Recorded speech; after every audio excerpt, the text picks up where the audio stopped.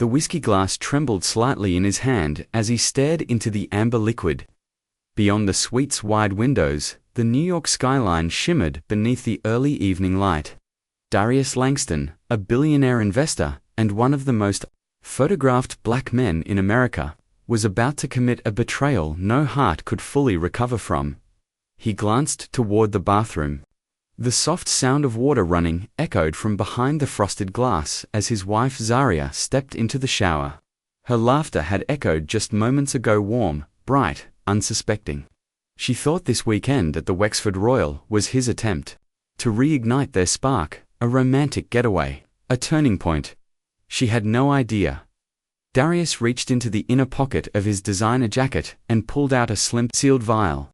Inside, a nearly invisible white powder, small in quantity but heavier than every lie he'd ever told. He stared at it for a breath too long before twisting off the top.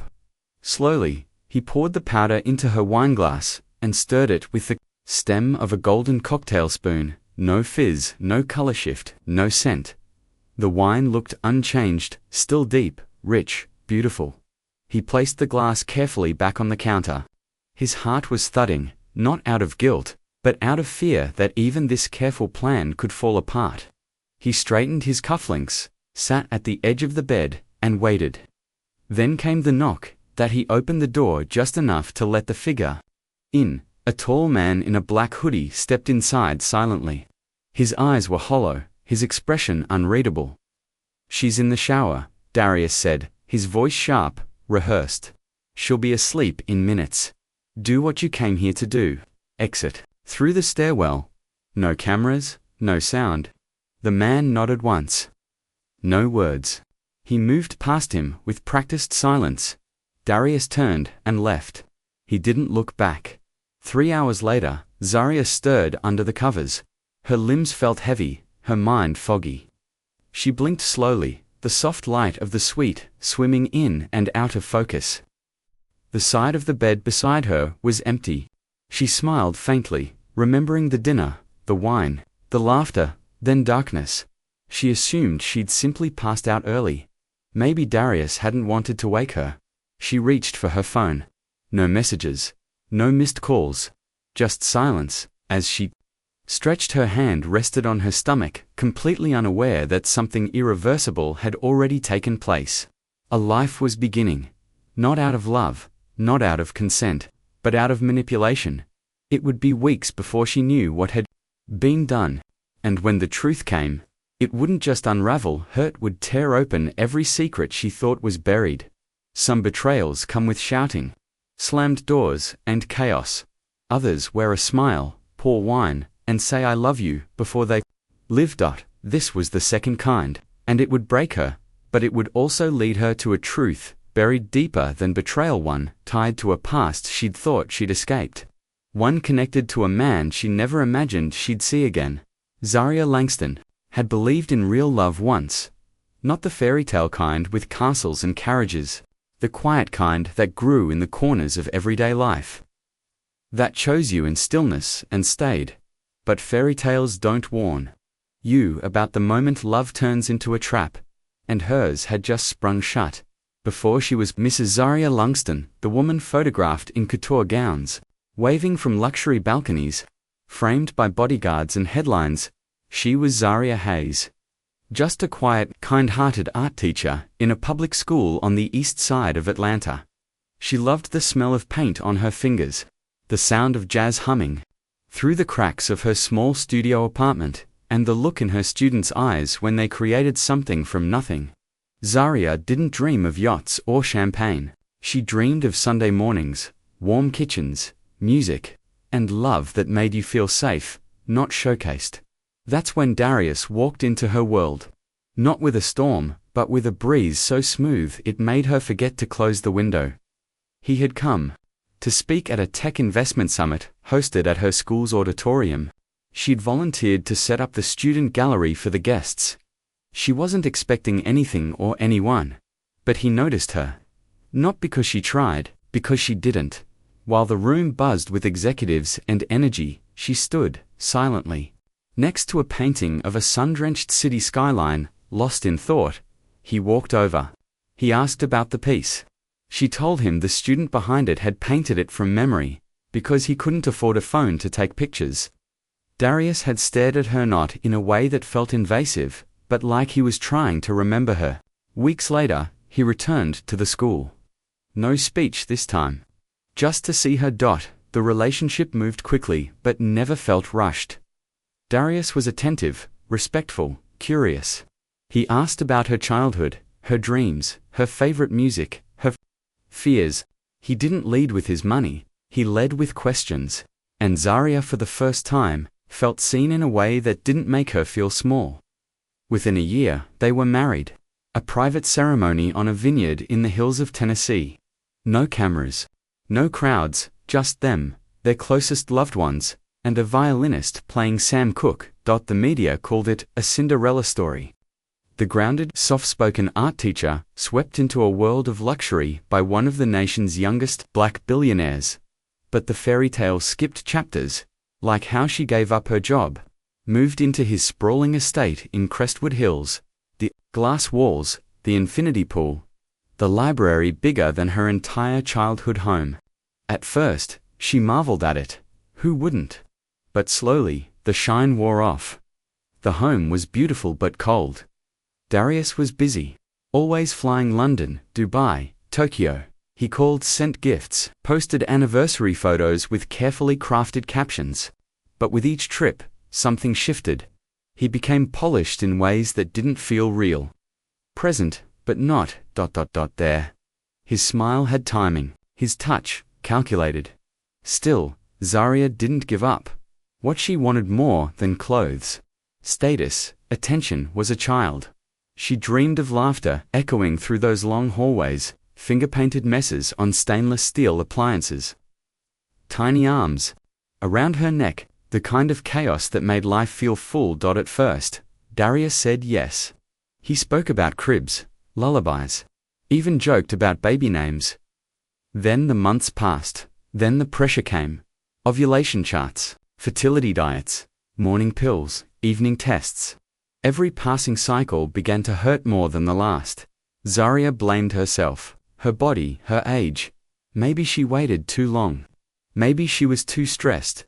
She buried the guilt inside her, wrapped it in silence, and smiled for the cameras when needed. Darius, on the other hand, began to pull away. Not obviously, he still brought flowers, booked vacations, posted flattering photos. But in the moments that mattered, he was elsewhere. Not cruel, just, distant. He stopped showing up to doctor appointments, stopped asking questions. When she brought up trying again, he'd suggest they let things flow naturally, or focus on being happy together. But Zaria couldn't pretend. She lit candles before bed, read parenting books under the sheets, whispered prayers into the dark, asking for a heartbeat to fill the emptiness in her chest. On paper, her life was perfect. Designer labels, black excellence, magazine covers. But in reality, she was invisible inside her own home. The loneliness didn't shout, it whispered in every empty dinner chair, every untouched blanket on his side of the bed, every glass of wine she drank alone. She didn't know it yet, but something monstrous had already begun. Not outside their home, not on a gossip blog, but right there in their bedroom, in the place where trust should have lived. And soon, the silence she'd endured for years would explode into a truth that shattered everything. Zaria's mornings had become rituals of hope. She'd rise before the sun, drink herbal tea meant to balance hormones, stretch in silence, and mark her fertility calendar with a pencil that was wearing down far too fast. She tracked everything: temperature, sleep, cravings, dreams. She believed, because she had to, that a child was still possible.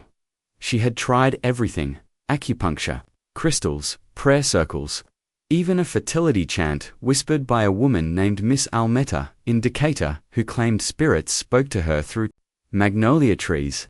Zaria believed in science, but she also believed in miracles. She would do anything if it meant hearing a baby's cry echo through her home. Meanwhile, Darius remained supportive but detached. He showed up when it looked good. He smiled during interviews, donated to children's hospitals in her name, and told reporters they were taking time to grow as a couple before expanding their family. But behind closed doors, he barely touched her anymore. His kisses landed on her forehead like PR statements, polite, empty. When she asked him to come to another appointment, he said he had a board meeting.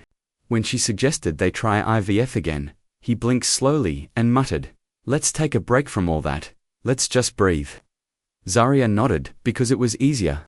But that night, she curled on the bathroom floor after another negative test and cried until the floor beneath her was wet. Her best friend Camille, back in Atlanta, used to call every other day. Now their conversations were down to once-a-week quick check-ins before bed. Zaria didn't have the energy to explain things that felt too complicated for words.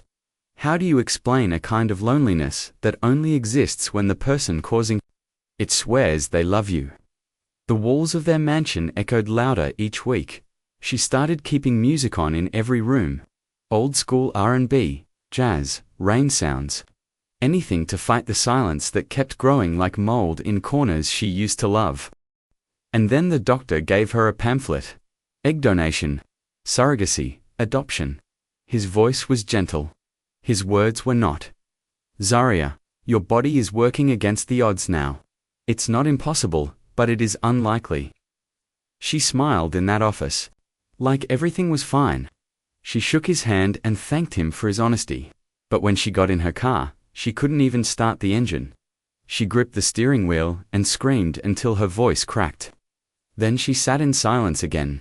That evening, Darius came back from Zurich with a delicate chain of sapphire teardrops. "For my queen," he said with a kiss on her cheek. She thanked him. Later in bed, her voice low, she asked, "What if we tried IVF one more time? Or maybe even donor eggs?"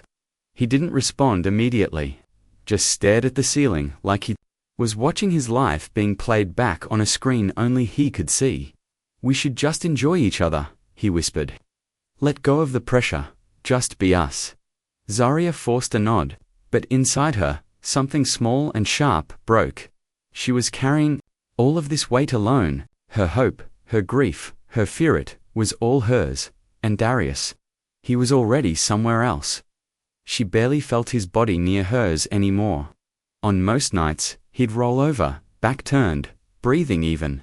She wondered if he was really asleep, or just pretending. Sometimes, he didn't come home at all. Claimed late meetings, private flights, last-minute summits. She never asked questions. She was afraid of the answers. But she did notice things. Medications in his bathroom cabinet changed. New labels, supplements she didn't recognize. Locked drawers in his home office. Courier deliveries at midnight. He had started carrying a second phone, a black one, that never left his side. Once, when she reached for his hand at dinner, he flinched. Just a twitch, but she felt it in her bones. He covered quickly, smiled, took her hand again, but the sting stayed with her long after the food was cleared. She tried to blame the pregnancy obsession, the hormones. Maybe she was just becoming paranoid. So she did what she always did when the world made no sense. She turned to art. She converted one of the unused bedrooms into a studio, painted through the night. Not portraits or landscapes this time, but storms. Torn skies, shadows with no faces. Women standing in doorways, waiting for someone who might never come. She painted until her arms ached and her soul felt lighter. Then she'd collapse into their king-sized bed and fall asleep to the sound of a man who never whispered good night anymore. And then one morning, over French press and quiet, Darius smiled. "Let's take a trip," he said. Zaria looked up, surprised. No appointments, no doctors, no expectations, just the two of us. Like before, where, she asked, cautious, somewhere close, private, lavish. "I've already booked it." He kissed her fingers like it was a promise. Zaria wanted to believe. She needed something, anything, to feel like a turning point. She packed a suitcase full of softness, her favorite silk dress, a book she'd been meaning to read, and a sketchpad she hadn't touched in weeks. The hotel was breathtaking. Gold accents, velvet chairs, floor-to-ceiling windows overlooking the ocean. It felt like a dream. And that night, he made it look like love. Candlelit dinner, lobster, her favorite Chardonnay. Marvin Gaye, on vinyl. Darius lifted his glass and toasted, to us. Still standing, still in love, Zaria blinked back tears. Maybe he meant it. When she slipped away to take a shower, she paused in the mirror, smoothed the curve of her waist, tucked a loose curl behind her ear. Maybe they were okay. Maybe this was the start of something healing. She didn't remember climbing into bed, she didn't remember falling asleep, but she remembered waking up alone. Sheets twisted, mouth dry, head heavy. Darius was gone. A note sat beside a fresh bouquet. You looked peaceful, didn't want to wake you, had to step out early. Love you. She smiled softly, kissed the petals, and never once suspected that something irreversible had already been done. 2 weeks passed. Zaria sat on the bathroom floor, her knees hugged to her chest. A single line staring up at her from a pregnancy test. Then another test. And a third dot. All of them said the same thing. She was pregnant. Her breath caught in her throat. The moment felt surreal. After all, the nights spent praying, crying, waiting here, it was life inside her. She didn't wait for a special dinner or a fancy setup. She grabbed her purse, tucked the test inside a small zip bag between tissues and lip gloss, and drove straight to Darius's office. Her hands trembled as she stood in the mirrored elevator. Watching her own reflection with disbelief, she had played out this moment in her mind 1,000 times. Him lifting her off her feet, crying, smiling, whispering that they finally made it. But that's not what happened. When she walked into his sleek corner office, Darius stood from behind his desk, lips curving into a polite smile. He walked over, gave her a brief kiss on the cheek. She placed the test in his hand, her voice barely above a whisper. I'm pregnant. He looked at the stick, then at her. You sure? She nodded. 3 tests. I've never been this late. It's real. He wrapped his arms around her, kissed the top of her head. But there was no joy in it. No trembling hands. No wonder in his eyes. Just silent, stiff, measured, controlled. That night, he cooked for her, poured sparkling water instead of wine, asked what she wanted for dinner. No questions about names. No mention of nurseries or onesies. No glow, no spark. Zaria tried to ignore the lump forming in her throat. She told herself, maybe he just needed time. Maybe he was in shock. A week passed, then 2. Still no change when she brought up baby plans. He just said, let's take it one day at a time. She nodded. But inside her, everything was unraveling. She wrote in her journal each night. The first time she felt the flutter. The dreams she had. The songs she sang while rubbing her belly. She painted less, walked more, avoided people, avoided mirrors. She was carrying a miracle. But she had never felt more alone. Darius did everything. By the book, hired a private prenatal nurse, hired a chef to monitor her nutrition, booked her appointments at the best clinics in the city, but emotionally he was gone. He'd kiss her forehead, say rest well, then disappear into his home office, phone pressed to his ear. Sometimes she'd hear muffled arguments. Sometimes, nothing at all. Zaria began to feel like a client in her own life, managed, controlled, smiled at, but untouched at the clinic. She watched other couples whispering to their bumps, holding hands during ultrasounds, trading inside jokes about baby names. She felt like she was standing behind a glass wall, watching a life she was supposed to be living, and that wall was getting thicker. She noticed Darius locking doors now. He'd hide papers under books. There was always a courier at odd hours one evening. When she tried to answer the door, he intercepted her halfway and kissed her to distract her. He carried a second phone he never used around her. When she asked, he said it was for overseas partners. No more details. The intimacy was gone. Not just physical, but spiritual.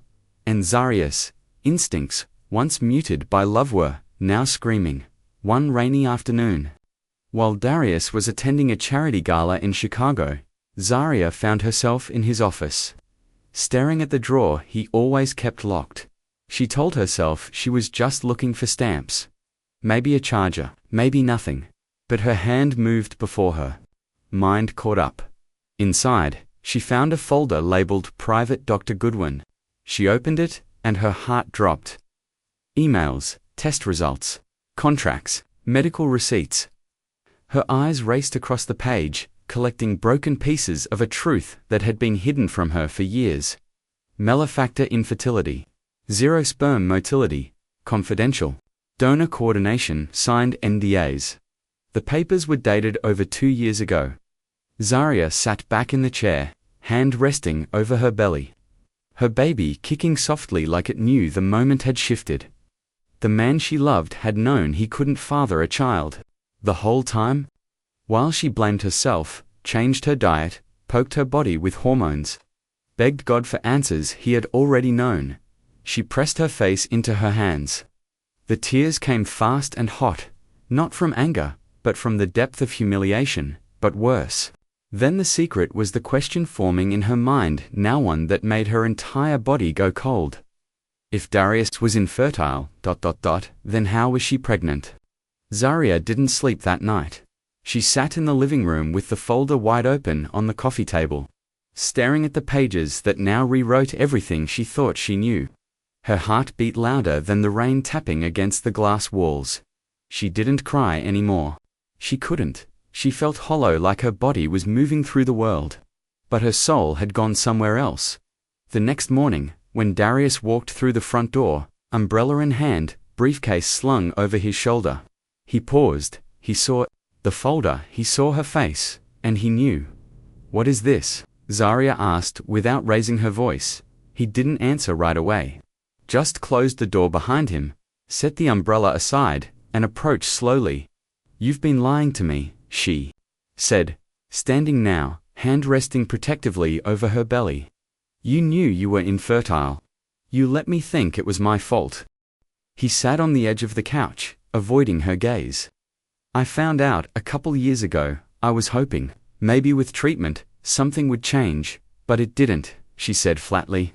"And instead of telling me the truth, you let me destroy myself, trying to fix something that wasn't broken. You watched me suffer. I didn't know how to tell you," he whispered. "I thought if I could find a way around it, we could move forward." Zaria took a step back. "You mean if you could make me pregnant without telling me how? Without involving me in the decision about my own body?" He looked up, guilt all over his face. "I did it for us." "No," she said.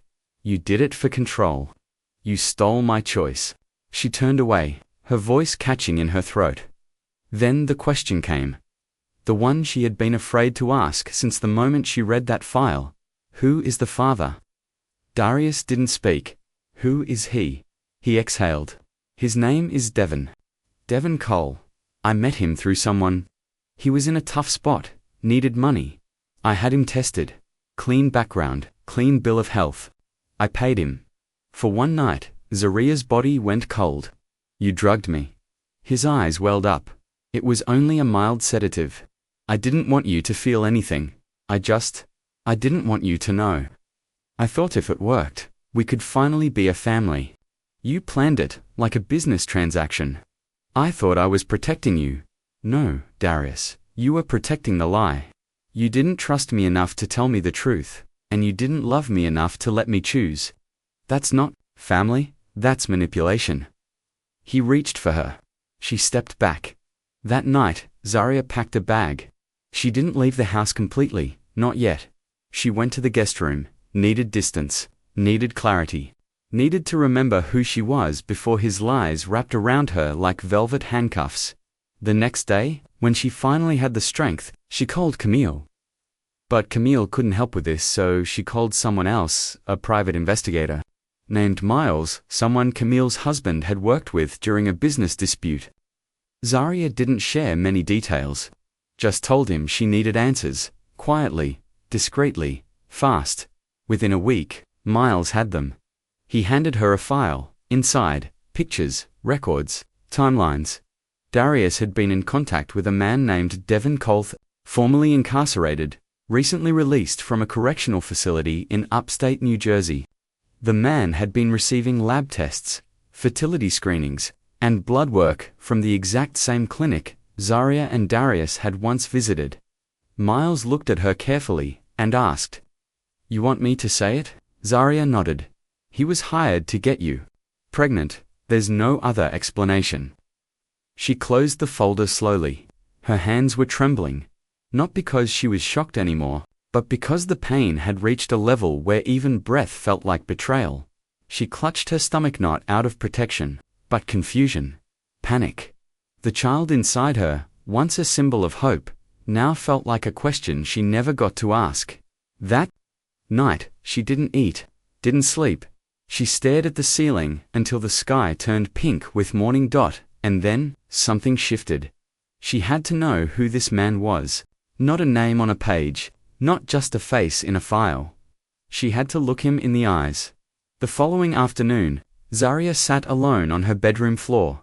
The private investigator's file open beside her. Every page laid out like a crime scene. The medical reports, the background checks, the photos. But there was one image, just one, that made her freeze. It was a grainy photo captured outside the Wexford Royal Service entrance, time-stamped precisely 30 minutes after she remembered going to bed that night. Darius, and another man, Cole, standing face to face, shaking hands. Zaria stared at the photo until her vision blurred. This wasn't just betrayal. This wasn't just a broken promise. This was violation. This was her husband, arranging for another man to enter their room while she was unconscious. And now, she was carrying the result. That evening, she waited in the living room again. Folder closed, her back straight, her voice steady, her soul burning. When Darius walked in, she didn't rise. "Sit," she said. He obeyed. She slid the photo across the table. "Explain this." He stared at it, his jaw clenched, his shoulders dropped. "I was going to tell you, eventually," he said. Double quotes, "No, you weren't. You were never going to tell me. You thought you could bury it under baby clothes and nursery paint. You thought you'd get everything you wanted without ever facing what you did." "I didn't think of it that way," he said, voice breaking. "I thought I was giving us a future." "No," she said. "You took away mine." She stood. Her hand rested on her belly again. "I don't even know what this child is anymore. A miracle. Or a cover-up." Darius stepped forward. "It's still your child. You're the mother." "But who's the father?" she asked. "Some man you found in desperation. Someone you treated like a contract." He hesitated. "It wasn't like that." "Then tell me what it was." He sat down, ran a hand through his perfectly shaped fade, took a breath. "His name is Devon. I met him through a charity connection. He'd just come home from prison. Smart guy, quiet. He was struggling to find his footing. I offered him a chance. A clean medical record, full testing, legal agreements. He didn't ask questions. He needed money. I needed a solution. You needed a son. I needed something to hold on to." "No," Zaria said. "You needed control. And when you couldn't control my body through science, you did it through deceit." He looked at her, eyes red, mouth trembling. "I never stopped loving you." She shook her head. "Maybe not. But you stopped respecting me the moment you made a choice about my body without me." She didn't scream. She didn't cry. She turned and walked away, her feet heavy, her heart even heavier. That night, she moved into a rental Camille found for her. A small place on the east side, quiet, modest, tucked above a flower shop. She brought only the essentials. A few clothes, her sketchbooks, her prenatal vitamins, her grief, and the folder. One night, weeks later, after washing the last of the dinner dishes and folding laundry in silence, she pulled it out again. This time, not to cry but to look deeper. She searched the name, Devon Cole, and something unexpected happened. As the screen loaded, as the photo popped up, her breath caught. She knew that face. The hair was shorter, the jaw more angular, the eyes older, but the face, it wasn't a stranger's. It was someone she hadn't seen since she was 19. Someone she thought was dead. Someone who once whispered to her under the streetlights outside her dorm, "No matter where life takes me, I'll find my way back to you." She whispered his name now, like a secret Yalan Ward. Her first love, her greatest heartbreak. Her ghost. Zaria stared at the photo on her laptop for what felt like an entire season. It wasn't just the face, it was the way he stood, the curve of his brow, the tension in his jaw. Even in grainy resolution, she saw him, Yalan Ward. The boy who once held her hand during freshman year finals and told her, "If the world ends, I want to be looking at you." He'd vanished one summer. No goodbye, no call, just silence. Rumors floated in afterwards, something about a bar fight, an arrest, a name change, but no one could find anything real. She searched for years, called old friends, walked past old addresses, nothing, until now. Her first love hadn't died. He had been hired to father her child. Zaria closed the laptop gently and sat in the quiet of her rented apartment. The only sound was the wind brushing against the windows and the occasional hum of traffic outside. Her fingers gripped the edge of the table like it was the only thing keeping her from falling. This wasn't just betrayal, it was a cosmic joke. The man her husband chose from a file was the one man she never truly let go of. She picked up the phone and called Miles again. Her voice was dry but firm. "Find him. I want to know everything." 2 days later, Miles returned with a small folder thinner than the last. Yalan Ward had changed his name to Devin Cole after entering a plea deal in his early 20s. The arrest. It wasn't random. He had defended her. Back then, outside a late-night convenience store, a drunk man had grabbed her. Yalan had knocked him out cold, broken jaw. Charges were pressed, but he never told Zaria, never involved her. Just vanished to protect her name. The plea required him to cut ties, move, disappear. He took it not because he was guilty, but because he was loyal. Zaria's fingers trembled as she traced the timeline. While she grieved his disappearance, while she buried him in memory and married another man. He was out there, living in shadows, carrying a truth that could have changed everything now. He was the biological father of her unborn child, and he had no idea. That night, she didn't eat, couldn't sleep. Her thoughts paced faster than her body ever could. She painted until 3 a.m. colorless figures lost in storms. A woman standing between 2 doors, neither of them open. Then she made the decision. She would go see him. The building was simple brick walls, rusted railings, a cracked mailbox. A world away from Darius's mansion. Zaria knocked softly on the apartment door. It opened, and there he was. Jalen. Older Lena. Worn down, but still him. His eyes widened, his breath caught. His grip on the doorknob faltered. "Zaria," he said, like he'd just seen a ghost. She nodded slowly. "I didn't know, not until recently." He opened the door wider. She stepped inside. The apartment was small bookshelves, scattered sketchpads, the smell of thyme and garlic in the air. He was cooking. She remembered he always used to cook when he was nervous. They sat across from each other at the tiny kitchen table. She told him everything. About the baby, the lie, the sedative, the transaction, the folder. The recognition. He didn't interrupt, he just listened. Hands clasped so tightly his knuckles turned white. When she finished, there was silence. Then he said, "I swear to you, I didn't know it was you, I never would have." She nodded. "I believe you." He looked down at her stomach. "That child is mine." She nodded again. He closed his eyes, exhaled deeply. When he opened them, they were filled with something she couldn't name. Not fear, not guilt. Something softer. "I didn't think I'd ever see you again," he said. "And now here you are, carrying part of me without either of us knowing." Zaria looked at him not as a stranger, not as a memory, but as the most unexpected thread in the mess her life had become. "I don't know what this means," she said. "I just needed you to know." He nodded. "Thank you for telling me." She didn't stay long, she didn't make promises, but when she left, she could finally breathe again. Not because it was resolved, but because for the first time someone, in this story, had told her the truth. Zaria didn't drive home right away. She sat in her car parked beneath a flickering streetlight, fingers gripping the steering wheel, eyes fixed on the quiet sky above. The conversation with Yalan echoed in her head, his voice steady, stunned, sincere, no anger, no defense. Just a man grappling with something larger than both of them. She touched her belly. The life growing inside her was real, tangible, moving, and now it carried a history she never could have predicted. A few days later, Zaria received a small package. Outside her apartment, no name, no return address. Inside was a sketch, drawn in pencil on thick, textured paper. It showed a woman holding a baby, both faceless, but surrounded by warmth. The lines were soft, deliberate, full of reverence that she knew immediately. Yalan had sent it, not as a plea, not as an apology, but as a presence.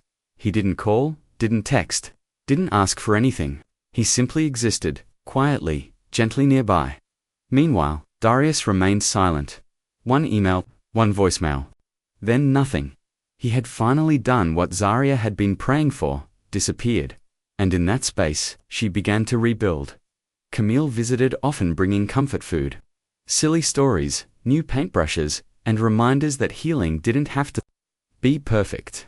They sat on the floor in pajamas some nights, eating takeout and watching old black sitcoms they used to binge in college.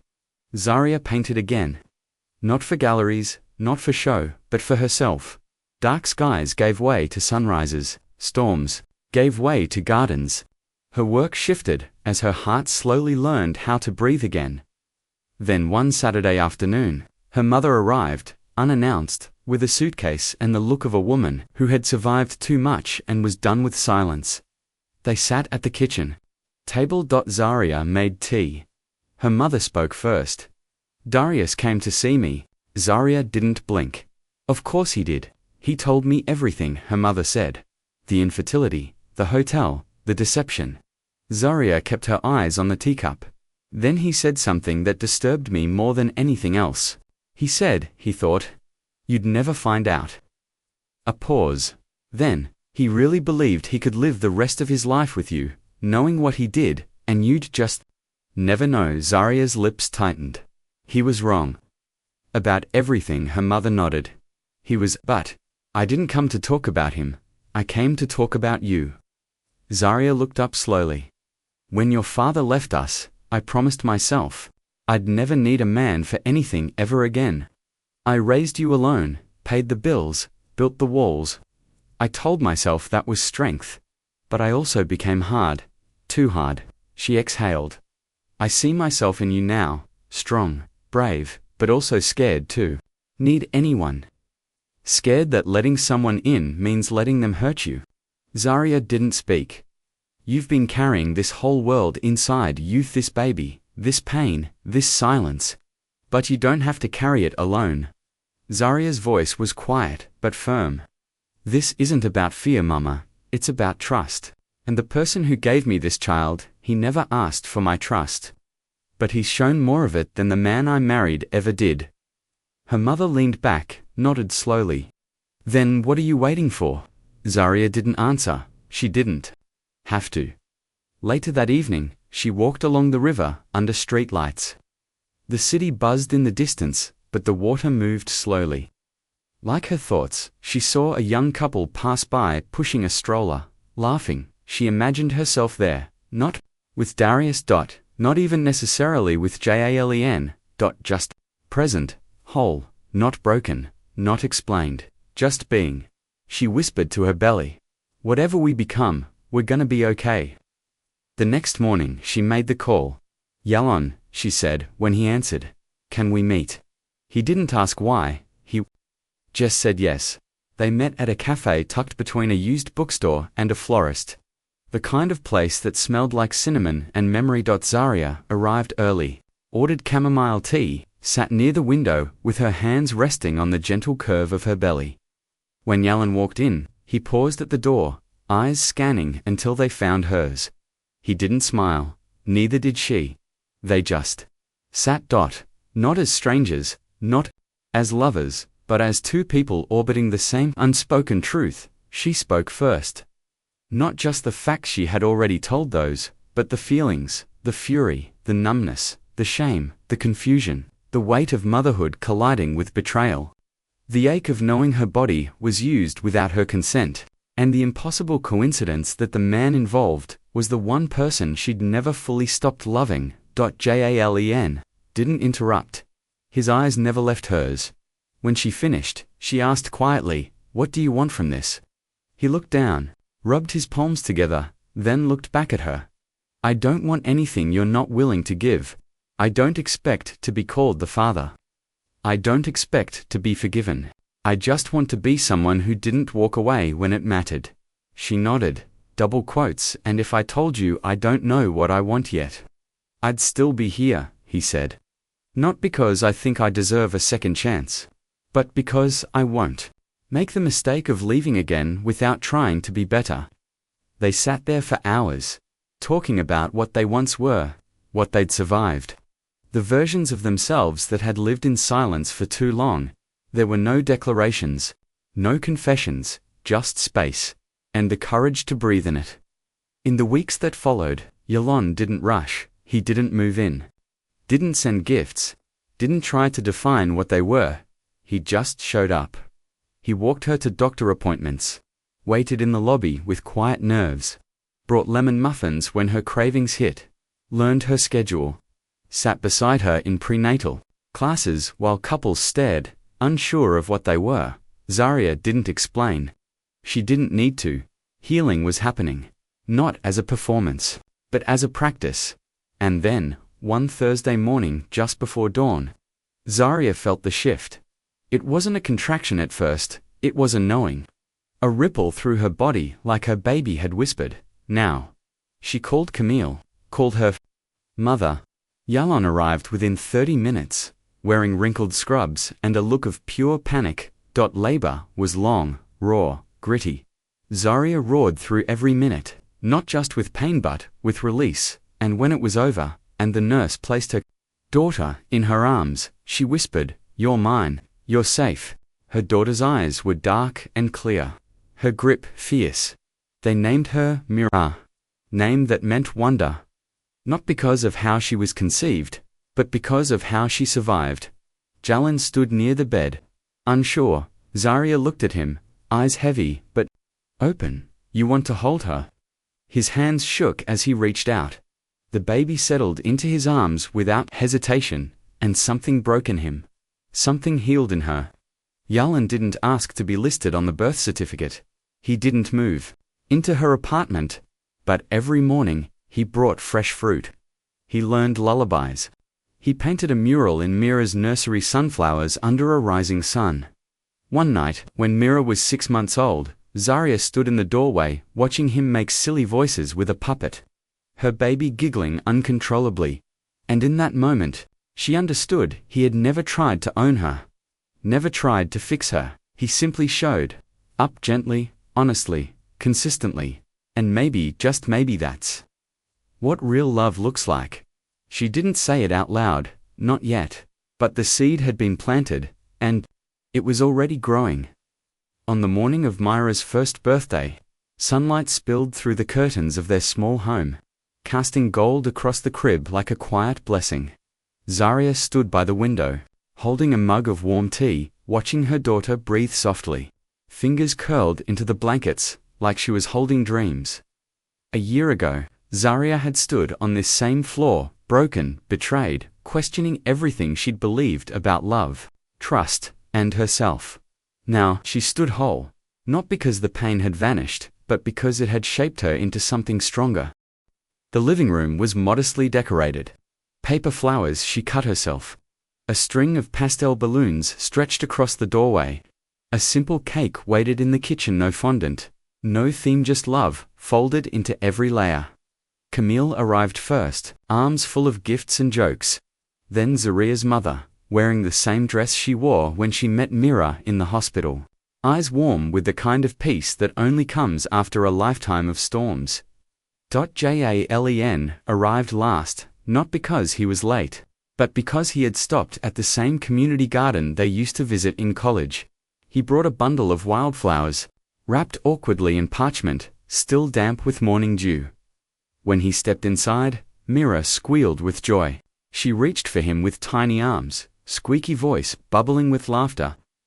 Yalan scooped her up, kissed her cheek, whispered something only she could understand. Zarya watched them from across the room.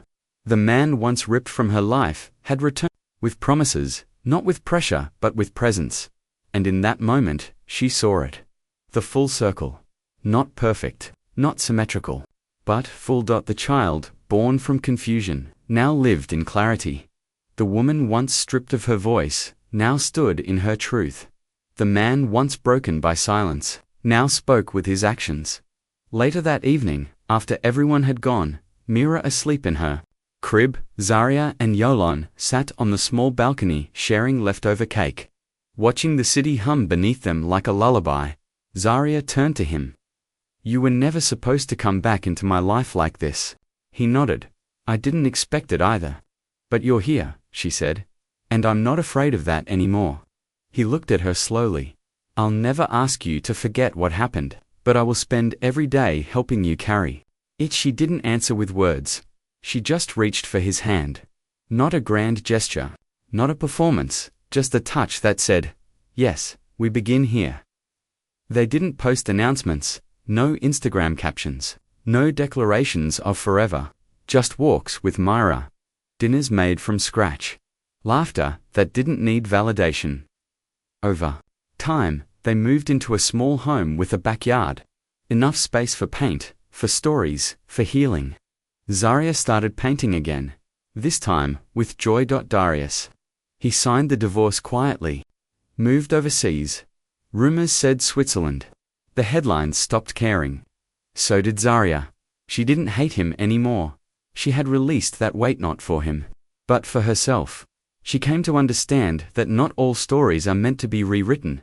Some are meant to be survived, learned from, let go. The love she thought she needed had been a prison wrapped in velvet. But the love she never saw coming, the love that returned through grief and chaos and silence, it stayed. It didn't raise its voice. It didn't demand attention. It simply showed up, grew quietly, stood tall, like a tree rising from broken ground. If there's one thing Zarya would tell any woman standing at the edge of heartbreak, it's this: you are not the sum of what was done to you. You are the story of what you chose to rise from, and sometimes, love doesn't come back to rescue you. It comes to remind you you were always worth the rescue.